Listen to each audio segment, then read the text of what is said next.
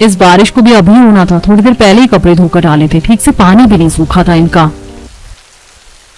मैंने तो तुम तीनों को पहले ही मना किया था कि आज कपड़े मत धो, लेकिन मेरी सुनता कौन है।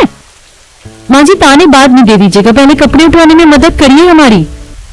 दोनों बहुएं सोनम, प्रीति और उनके साथ माधवी जल्दी जल्दी आंगन में कपड़े उठाकर अंदर लाती हैं, तो वहीं कोमल चूल्हे पर आटे के गुलगुले बना रही होती है। बहू बन गए क्या आटे के पकौड़े? पापा जी बस बन ही रहे हैं, चाय भी चढ़ा दी है मैंने। कोमल आटे के पकौड़े बना ही रही होती है कि तभी बाहर से वो लोग कपड़े लेकर आते हैं। बन गए आटे के पकौड़े, अब जल्दी से दे दो, बहुत जोरों की भूख लगी है।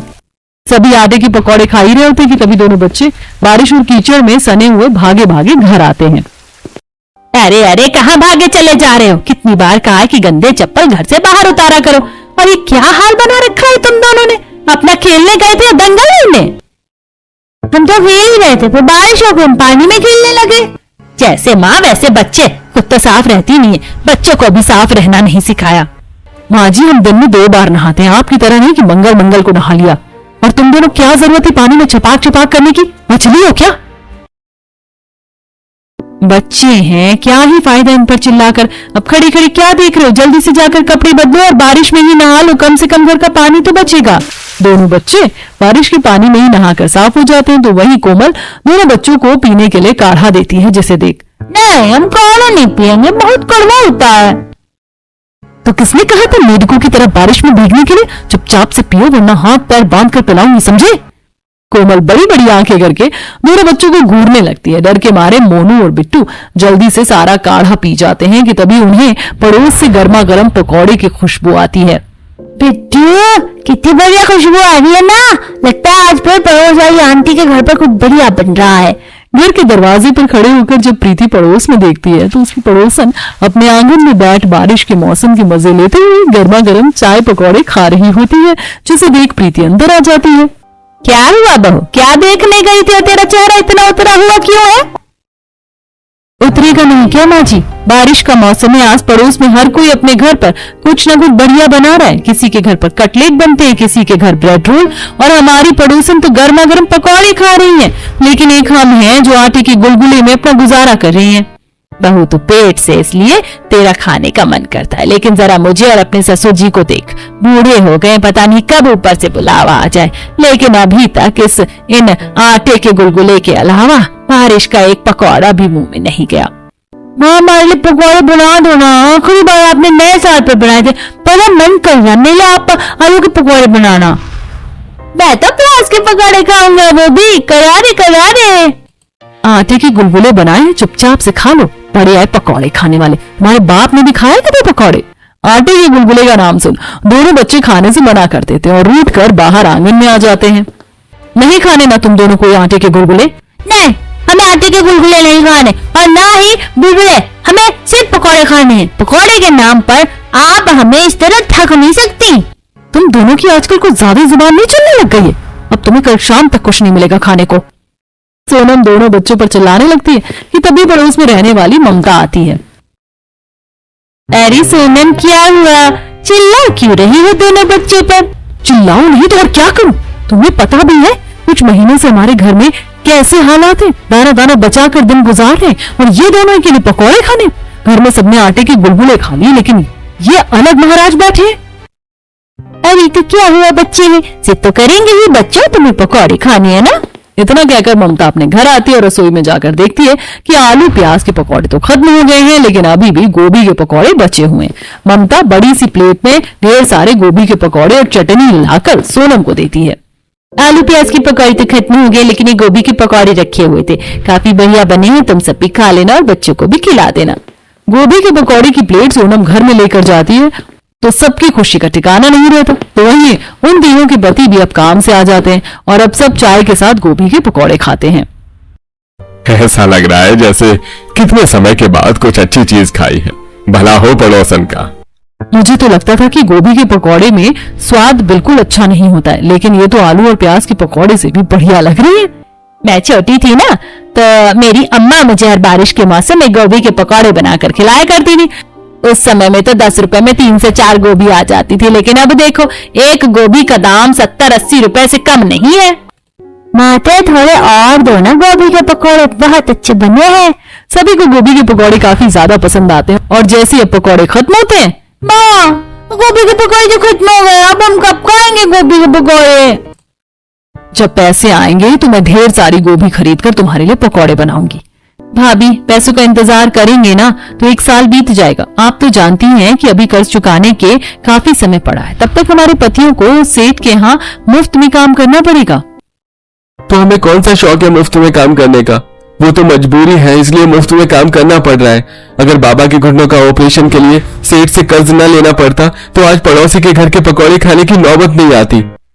वो तो अच्छा है कि सोनम झाड़ू पोछा का काम कर लेती है, वरना तो ना जाने कैसे पेट भरते हम। पूरे परिवार ने जब से गोभी के पकौड़े खाए थे तब से उनका हर दिन गोभी के पकौड़े खाने का करता, लेकिन पैसों की तंगी के चलते ये मुमकिन नहीं था। 2-4 दिन गुजरते हैं और आज जब सोनम काम पर जाने के लिए निकलती है, आज मालकिन के घर पर थोड़ा ज्यादा काम है तो आने में देरी हो जाएगी, तुम दोनों खाना बना लेना। खाना, और हाँ, मौसम भी खराब सा हो रहा है तो बारिश होने से पहले कपड़े भी उठाकर अंदर ले जाना। आज मैं भी आपके साथ चलूंगा। बिट्टू, तुम मेरे साथ नहीं चल सकते, वहाँ बहुत सारे काम होते। तुम वहाँ आओगे तो शरारत करते रहोगे और मुझे काम नहीं करने दोगे। मैं कोई शरारत नहीं करूंगा, आप जहाँ बैठाओगी मैं वहाँ चुपचाप बैठा रहूंगा। मुझे अपने साथ ले चलो ना माँ, प्लीज माँ ले चलो ना। बिट्टू काफी जिद करने लगता है, जिसे देख सोनम बिट्टू को अपने साथ ले जाती है। अपनी मालकिन के घर पहुंचते ही सोनम बिट्टू को एक कुर्सी पर बैठने के लिए बोल किचन में जाकर अपने मालकिन के बेटे के लिए गर्मा गर्म पकौड़े बनाती है और उसे खाने के लिए देकर घर के बाकी काम करने लगती है। उस बच्चे को पकौड़े खाता देख बिट्टू का भी पकौड़े खाने का मन करता है और अब वो सीधा उसके पास जाता है। तुम पकौड़े खा रहे हो, मुझे भी दो ना, बहुत भूख लगी है। ये पकौड़े मेरे हैं, इसे सिर्फ मैं ही खाऊंगा, तुम जाओ यहाँ से। ये पकौड़े तो मेरी मम्मी ने बनाए ना, तो फिर मैं भी खाऊंगा। बिट्टू मोंटी की प्लेट से पकौड़े उठाकर खाने लगता है कि तभी वहां मोंटी की मां आंचल आती है और बिट्टू को इस तरह अपने बेटे की प्लेट से पकौड़े खाता देख उसे एक जोरदार थप्पड़ मारती है। तेरी हिम्मत कैसे हुई मेरे बच्चे की प्लेट से पकौड़े उठाकर खाने की? तेरी औकात है उन्हें खाने की? हम गरीब जरूर हैं, लेकिन हमारी इस तरह बेइज्जती करने का आपको कोई हक नहीं। मेरे बच्चे ने थोड़े से पकौड़े क्या खा लिया, आपने उसे थप्पड़ मार दिया। तेरी हिम्मत कैसे हुई मुझसे अकड़ से बात करने की? तू भूल मत कि तू उस घर की नौकरानी है, मालकिन नहीं। नौकरानी हूं मालकिन, लेकिन अपने बेटे के साथ इस तरह का बर्ताव मुझे मंजूर नहीं। आजकल तेरी बहुत जुबान चलने लग गई है।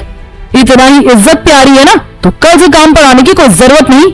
1 हफ्ते के पैसे लाकर आंचल सोनम के मुंह पर मारती है और अब सोनम अपने बेटे को लेकर सीधा घर आ जाती है और सारी बात सबको बताती है। एक जगह से आज थी, थोड़े बहुत पैसे आते थे, पेट भरता था, लेकिन अब वो भी खत्म हो गया। लगता है अब पानी पीकर गुजारा करना पड़ेगा। क्या जरूरत थी इस शैतान को अपने साथ ले जाने की? माची, इसमें बड़ा बिट्टू की क्या गलती है? उसकी जगह कोई और बच्चा होता तो वो भी यही करता, लेकिन उस औरत को हमारे बिट्टू को ऐसे नहीं मारना चाहिए था। आंचल ने जो पैसे दिए थे अब उसी से ही सोनम को लंबे समय तक घर चलाना था। तो वही शाम को जब तीनों भाई काम से घर लौट रहे होते हैं कि तभी उन्हें गोभी के पकौड़े का ठेला दिखाई देता है। उसकी खुशबू उन्हें अपनी तरफ मोहने लगती है और अब वो सीधा गोभी के पकौड़े के ठेले के पास जाते हैं। भाई साहब, ये गोभी के पकौड़े कैसे दिए? अरे 50 के 6 पीस हैं। 50 के 6 पीस गोभी के पकौड़े बेच रहे हो या अंदर सोना छुपा रखा है? इतने महंगे पकौड़े ठेले पर पकौड़े खिलाकर होटल वाला दाम बता रहे हो। अगर आपने अपने होटल वाला दाम सुन लिया ना तो ये दोनों आंखें बाहर निकल आएंगी। एक गोभी ही 90-100 रुपए किलो चल रही है। मार्केट से 100 रुपए की चीज लाकर अगर आपको 20 रुपए में बेच देंगे तो हमारा क्या फायदा होगा? तीनों भाई उस ठेले वाले से कुछ नहीं कहते और सीधा घर आ जाते। तो वही रात में जब सब खाना खा रहे होते हैं, प्रीति, तुमने सुबह भी ठीक से नाश्ता नहीं किया था, दोपहर में भी भूखी रही हो और अभी कुछ खा नहीं रही, तुम्हारी तबीयत तो ठीक है ना? रोज रोज वही सादा खाना खाकर जी मचलने लगता है। मेरा कुछ तीखा चटपटा सा खाने का मन कर रहा है, जैसे उस दिन गोभी के पकौड़े। माँ, आपने कहा था कि आप जल्दी मुझे गोभी के पकौड़े बनाकर दोगी, लेकिन आपने अभी तक नहीं बनाए। कब बनाओगे गोभी के पकौड़े? एक एक करके सभी का गोभी के पकौड़े खाने का जी करने लगता है। तो वहीं बारिश का मौसम होने की वजह से आए दिन आस पड़ोस से पकौड़े बनने की खुशबू इस गरीब परिवार की भूख को और बढ़ा देती। तो वहीं घर के हालातों को देखते हुए आज फिर से सोनम नौकरी की तलाश में निकल जाती है। कहीं पर भी काम ना मिलने की वजह से सोनम निराश होकर घर लौट रही होती है। तभी उसे रास्ते में एक बूढ़ा आदमी दिखाई देता है जिसका गोभियों से भरा ठेला एक गड्ढे में जा फंसा था। ये ठेला गड्ढे में कैसे फंस गया बाबा? कल रात बारिश हुई थी ना, तो यहाँ आसपास काफी पानी जमा हो गया। मुझे लगा थोड़ा सा ही होगा तो मझ में ठेला चढ़ा दिया। मुझे क्या पता कि इसके अंदर इतना बड़ा गड्ढा होगा। अरे बहुत देर से उसे बाहर निकालने की कोशिश कर रहा हूँ, लेकिन अब इन बूढ़ी हड्डियों में इतनी जान नहीं है कि अकेले ठेला बाहर निकाल सकूं। कोई आए तो मैं उसकी मदद कर लूं। इस रास्ते से बहुत कम लोग आना जाना करते हैं, इस तरह से तो आपको सुबह से शाम हो जाएगी, मैं आपकी मदद कर देती हूँ। उस बूढ़े आदमी के साथ मिलकर सोनम काफी देर तक उस ठेले को गड्ढे के अंदर से निकालने की कोशिश करती है और कुछ देर बाद उनकी मेहनत रंग लाती है और ठेला गड्ढे से बाहर आ जाता है। बेटी, हाँ तुमने हमारी मदद करी, उसका बहुत बहुत शुक्रिया। ये लो, तुम ये बड़ी वाली गोभी ले लो मेरी मदद के बदले। बाबा, गोभी तो इस वक्त काफी महंगी चल रही है, ये एक गोभी कम से कम 100 से 150 रुपए की होगी। अरे बेटी, अगर तुम मेरी मदद न करती तो धीरे धीरे सारी गोभी इस कीचड़ में गिर जाती, फिर कोई उसके 10 रुपए भी नहीं देता। ले जाओ, बनाकर अपने परिवार को खिला देना। सोनम इस बड़ी सी गोभी को लिए जब घर आती है, तू तो काम ढूंढने गई थी ना, तो ये गोभी कहाँ से मिल गई? माधवी के पूछने पर सोनम उसे सारी बात बताती है। इतनी बड़ी गोभी है, सोच रही हूँ आधी सब्जी में इस्तेमाल कर लूं और आधी के पकौड़े बना लूं। वैसे भी आप सबका कब से गोभी के पकौड़े खाने का मन कर रहा है, लेकिन पकौड़े बनाने के लिए तो बेसन ही नहीं है, और अगर आटे के बनाएंगे तो किसी को भी पसंद नहीं आएंगे। बेसन नहीं है तो क्या हुआ, घर में चने की दाल तो पड़ी है, हम उससे बेसन बना लेंगे। जब तक चने से बेसन निकलेगा मैं तब तक गोभी भी धोकर साफ कर लेती हूँ।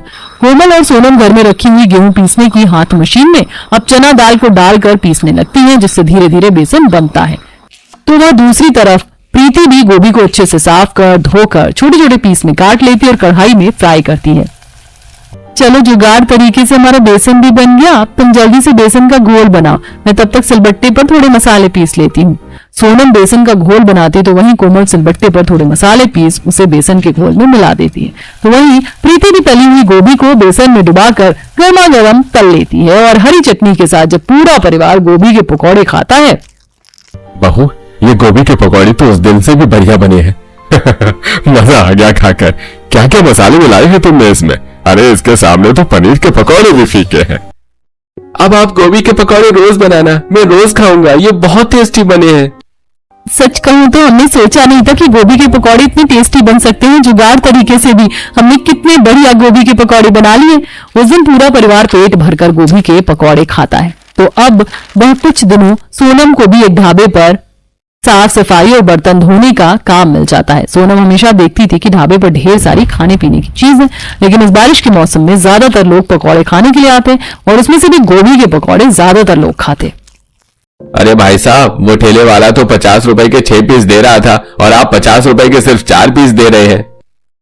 आपको नहीं पता वो ठेले वाला कितना बेकार तेल इस्तेमाल करता है। और जरा इस कढ़ाई का तेल देख लीजिए, और तो और मेरे पकौड़े का साइज भी बड़ा है, वो तो नन्हे नन्हे देता है।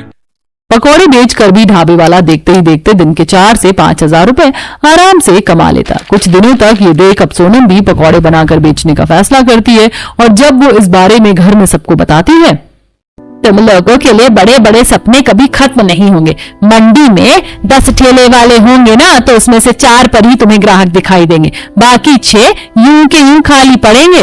बारिश का मौसम में हर गली मोहल्ले में तुम्हें पकौड़े वाला मिल जाएगा, तो क्या गारंटी है कि लोग तुमसे पकौड़े लेंगे? आप तो कुछ भी काम शुरू करने से पहले ही सामने वाले को नेगेटिव कर देती हैं। अरे जब तक बड़ा सोचेंगे नहीं तो तब तक कुछ बड़ा कर भी नहीं सकेंगे। सोनम, कोई तुम्हारे साथ हो या ना हो, लेकिन मैं तुम्हारे साथ जरूर हूँ। मैं भी तुम्हारी गोभी के पकौड़े बनाकर बेचने में मदद करूंगी, लेकिन सबसे पहले हमें ठेले का इंतजाम करना पड़ेगा और किराए पर भी ठेला काफी महंगा मिलता है। ठेला तो सच में काफी महंगा मिलता है किराए पर, लेकिन मेरे पास अच्छा एक जुगाड़ है। घर में एक बहुत पुरानी टेबल रखी हुई थी जिसका एक पैर थोड़ा टूटा था। ये देखकर प्रीति और सोनम बाहर से मोटी लकड़ी लेकर आती हैं और उसके पैर पर लकड़ी लगाकर कील हथौड़ी की मदद से टेबल ठीक करती हैं। हो गई हमारी टेबल मजबूत। वैसे इतनी बड़ी टेबल तो काफी रहेगी, सारा सामान आ जाएगा इस पर। हाँ, लेकिन एक चीज और करनी पड़ेगी। बारिश का मौसम है और अगर पकौड़े बेचते बेचते कहीं बारिश हो गई तो सारा सामान भीग कर खराब हो जाएगा। इसके ऊपर चारों कोनों में हमें बड़ी बड़ी डंडियां लगानी होंगी जिन पर हम तिरपाल बिछा सकते हैं। सोनम और प्रीति टेबल के ऊपरी हिस्से के चारों कोनों में तिरपाल बांधने के लिए लकड़ियां ठोक रही होती हैं कि तभी हाथों में ढेर सारे बड़े बड़े केले के पत्ते लिए कोमल आती है। ये देख, ये तुमने इतने सारे केले के पत्ते क्यों ले आई? अब इनसे कुछ बनाओगे क्या? पकौड़े देने के लिए हमारे पास ढेर सारे बर्तन नहीं है और डिस्पोजल भी काफी महंगे आते हैं, तो इसलिए मैं ये पत्ते ले आई। इसमें हम छोटे छोटे कटोरा और प्लेट बनाएंगे जिसमें जब लोग पकौड़े खाएंगे ना तो उन्हें बिल्कुल गांव में होने का एहसास होगा। टेबल का अच्छे से जुगाड़ कर पकौड़े तलने के लिए एक छोटा सा गैस स्टोव भी कबाड़ी की दुकान से ले लेती हैं। तो वहीं कढ़ाई, चम्मच और पकौड़े बनाने का सामान लेकर तीनों बहुएं सीधा बाजार की तरफ जाती हैं और एक जगह अपने गोभी के पकौड़े का ठेला लगा लेती हैं। तभी हल्की हल्की बारिश शुरू हो जाती है और देखते ही देखते इस बारिश के मौसम में उनके ठेले पर लोगों की भीड़ लगने लगती है।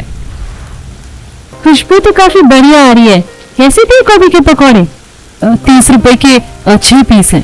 क्या कहो, 30 रुपए के 6 पीस और ठेले वाले 50 रुपए में मुश्किल से 4 से 5 पीस देते हैं और आप 30 रुपए में 6 पीस दे रही है। काम करिए, प्लेट लगा दीजिए।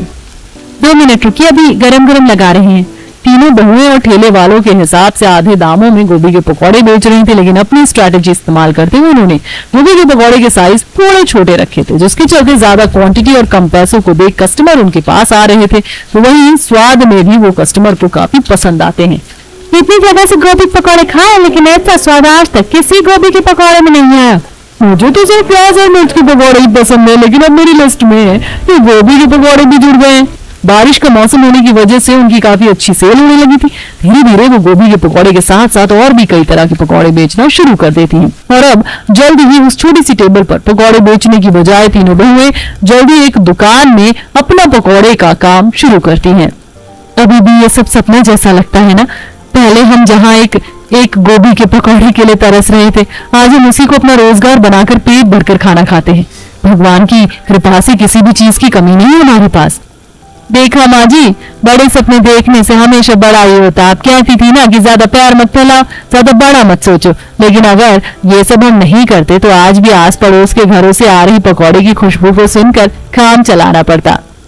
बहुओं, तुमने मुझे साबित कर दिया और मैं इस बात से काफी ज्यादा खुश हूँ। और अब इसी तरह तीनों बहुएं बाजार में गोभी के पकौड़े बेचकर तरक्की करने लगी।